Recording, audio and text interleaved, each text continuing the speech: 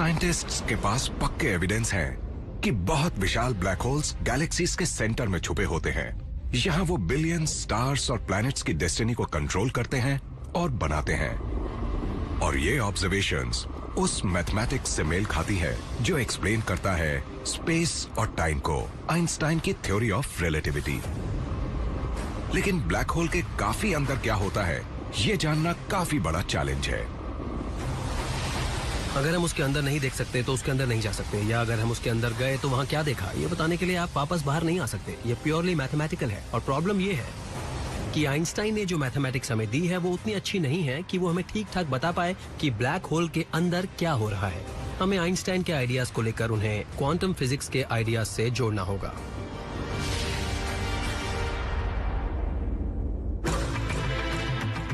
Quantum physics काफी छोटी चीजों की दुनिया है, एक अजीब जगह जो सब एटॉमिक पार्टिकल्स जैसे न्यूट्रॉन्स, म्यूऑन्स और क्वार्क्स से भरी है। ताज्जुब की बात है कि यह समझने का कोई तरीका हो सकता है कि किस तरह ये बहुत छोटी एंटिटीज ब्लैक होल के अंदर बिहेव करते हैं। ये रिलेटिविटी और क्वांटम फिजिक्स को एक साथ थ्योरी ऑफ एवरीथिंग में लाने में बहुत अहम हो सकता है।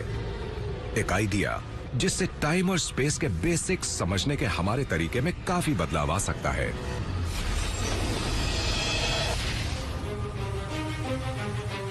लॉन्ग आइलैंड, न्यूयॉर्क में एक मशीन है जो ब्लैक होल के अंदर की कंडीशंस पैदा करती है। स्लेज हैमर की साइंटिफिक इक्विवेलेंट जैसी ये मशीन बर्नट मूला ऑपरेट करते हैं।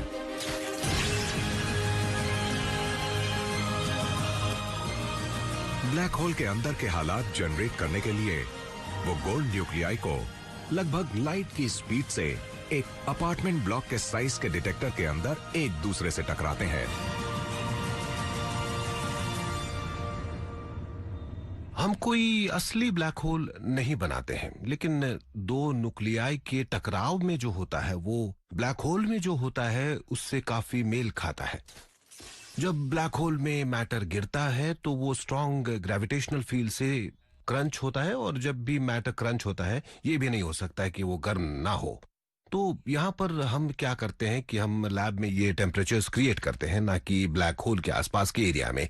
ये यूनिवर्स के किसी भी जगह से ज्यादा हॉट टेम्परेचर है। ये सन के सेंटर से लगभग 1 लाख टाइम्स ज्यादा हॉट है, और उस केस में हम जानते हैं कि ये लगभग 3 ट्रिलियन डिग्रीज सेल्सियस है।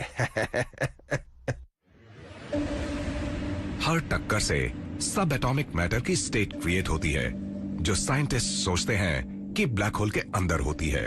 मुश्किल ये है कि ये कंडीशंस सिर्फ एक योक्टोसेकंड तक रहती हैं, यानी 1 सेकंड के 1 बिलियंथ हिस्से तक, जो बर्न के स्टडी करने के लिए काफी कम टाइम है। लेकिन जो कुछ बचा है उससे वो कंडीशंस को रिकंस्ट्रक्ट कर सकते हैं। 1 बिलियन किलोमीटर्स पर आवर से ज्यादा तेज स्पीड से गोल्ड न्यूक्लियाई जबरदस्त फोर्स से एक दूसरे से टकराते हैं और मैटर के फायरबॉल में एक्सप्लोड होते हैं, जिससे 3 ट्रिलियन डिग्रीज हीट पैदा होती है। लेकिन 1 योक्टोसेकंड के अंदर ये सब एटॉमिक पार्टिकल्स के कॉम्प्लेक्स पैटर्न में बिखर जाता है। इसकी शेप ये समझने के लिए बहुत अहम है कि टकराने के उस मोमेंट में क्या होता है। ये कोलिजन बहुत ज्यादा वायलेंट होता है। ये एक तरीके से न्यूक्लियर बॉम्ब फटने से काफी ज्यादा वायलेंट है। इसे ह्यूमन बीइंग से दूर रखना पड़ता है, नहीं तो इसका रेडिएशन उसे बहुत कम टाइम में मार डालेगा। इसलिए जब यह मशीन ऑपरेट होती है तो किसी को इसके पास नहीं आने दिया जाता। इसके बजाय टीम उस टकराव को आधे किलोमीटर दूर कंट्रोल रूम की सेफ्टी से मॉनिटर करती है। लाखों टक्करों के बाद की कंडीशंस को कंपेयर करके बर्नट ने एक पिक्चर बनाई है कि न्यूक्लियाई टकराने के पल क्या होता है। तो ये है टकराने के कुछ नैनो सेकंड्स के बाद का पार्टिकल्स का स्नैपशॉट, और ये हर अलग अलग कलर, अलग अलग टाइप के पार्टिकल को दिखाता है। हम ये जानने में इंटरेस्टेड हैं कि जब ये पार्टिकल्स छोड़े जाते हैं तो उस मोमेंट पर और उससे पहले मैटर किस तरह बिहेव करता है। अगर बर्नट ये पता लगा सके कि इन सब एटॉमिक पार्टिकल्स के स्कैटर पैटर्न्स को रिवाइंड कैसे करें, तो वो टकराने के बाद के बिलियंथ ऑफ अ सेकंड तक पीछे जा सकते हैं। यानी उस पॉइंट तक जहां मैटर वैसा होता है जैसा ब्लैक होल के अंदर होता है। एक तरह से ये काफी वैसा ही है जैसे कि लेक में स्टोन फेंकना। स्टोन को पानी में फेंकने के और उसके अंदर जाने के काफी देर बाद वेव्स के रिपल बाहर आते दिखते हैं, राइट? ये पैटर्न डिपेंड होता है कि आपका फेंका स्टोन कितना बड़ा था, वो आपने कितनी स्पीड से पानी में फेंका था, और वो वेव पैटर्न केयरफुली एनालाइज करके और पीछे ट्रेस करके हम प्रिंसिपल में पता लगा सकते हैं कि वो स्टोन कितना बड़ा था और उसका शेप कैसा था। और हम यहाँ बिल्कुल वही कर रहे हैं। ये करने के लिए बर्न को पावरफुल मैथमेटिक्स की जरूरत है, ऐसे इक्वेशंस की जो बिल्कुल वैसे ही पैटर्न्स बना सके जैसे उन्हें इन कोलिशंस में दिखते हैं। इससे वो सुराग मिल सकते हैं कि किस तरह साइंस आखिरकार क्वांटम वर्ल्ड को रिलेटिविटी से जोड़ सकती है, और इससे पूरे कॉस्मोस को लेकर हमारी समझ में काफी बड़ा बदलाव हो सकता था। 10 साल तक कोशिश करने के बाद उन्हें लगता है कि उन्हें सही फॉर्मूला मिल गया है। ये छोटा गर्म मैटर का गोला स्ट्रिंग थियरी से डिस्क्राइब हो गया, और मुझे लगता है कि ये बहुत बड़ी बात है।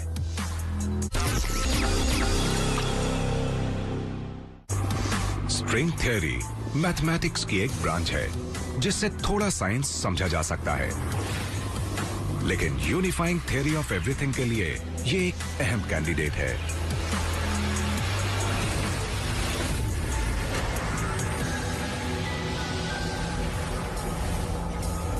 स्ट्रिंग थ्योरी आइंस्टाइन की जनरल थ्योरी ऑफ रिलेटिविटी की थ्योरी ऑफ ग्रेविटी के साथ क्वांटम मैकेनिक्स जोड़ने का सबसे बेहतर अटेम्प्ट है। और सजेशन ये है कि इलेक्ट्रॉन या क्वार्क के काफी अंदर जो भी एक छोटा सा फिलामेंट होता है, एक स्ट्रिंग जैसा फिलामेंट जो वाइब्रेट हो सकता है किसी इंस्ट्रूमेंट के स्ट्रिंग की तरह, और अलग अलग वाइब्रेशनल पैटर्न्स, वो अलग अलग म्यूजिकल नोट्स नहीं बना सकते, वो अलग अलग तरह के पार्टिकल्स बनाते हैं। ये अजीब आइडिया हमें ये समझने का एक अच्छा मौका दे सकता है कि ब्लैक होल्स वाकई कैसे काम करते हैं, और इससे हमारी स्पीशीज के लिए नई अपॉर्चुनिटीज खुली हैं। स्ट्रिंग थ्योरी ने प्रेडिक्ट किया कि ब्लैक होल्स असल में एक तरफा रास्ता नहीं है, वो चीजें अंदर खींचने के साथ साथ स्पेस में चीजें बाहर भी फेंकते हैं। ब्लैक होल्स असल में थोड़ा रेडिएट कर सकते हैं, वो पार्टिकल्स बाहर भेज सकते हैं जो इवेंट होराइजन से निकलेंगे।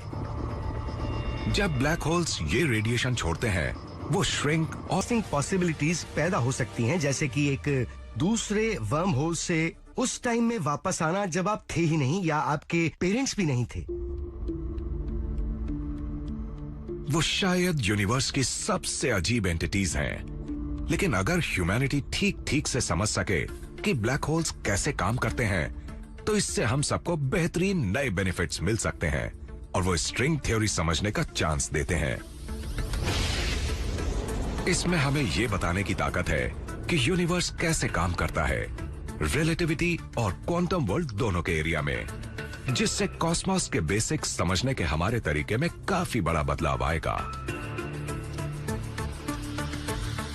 वो यहाँ बिल्कुल हमारे सामने है, और हमारे फिजिक्स के लॉज काम नहीं करते, वो टाइम को रोकने लगते हैं। शायद वो सच में स्पेस और टाइम के अलग अलग डायमेंशंस को छू रहे हैं। तो अगर हमें ये सारी बातें समझनी है, हमें और कोशिश करनी होगी। आज से 100 साल बाद साइंटिस्ट्स की जनरेशन पीछे मुड़कर एक टर्निंग पॉइंट के तौर पर हमारी तरफ देखेगी, बतौर एक जगह जहां हमारी स्पेस और टाइम की समझ ब्लैक होल्स को समझने के पहले एक तरह की थी। फिर हम ब्लैक होल्स की इन गहरी पजल्स के साथ रहे और उन्हें सॉल्व किया, और उसकी वजह से हमारी स्पेस और टाइम की समझ ने एक नए डायरेक्शन में बड़ा मोड़ लिया जो ट्रूथ की तरफ जाता था।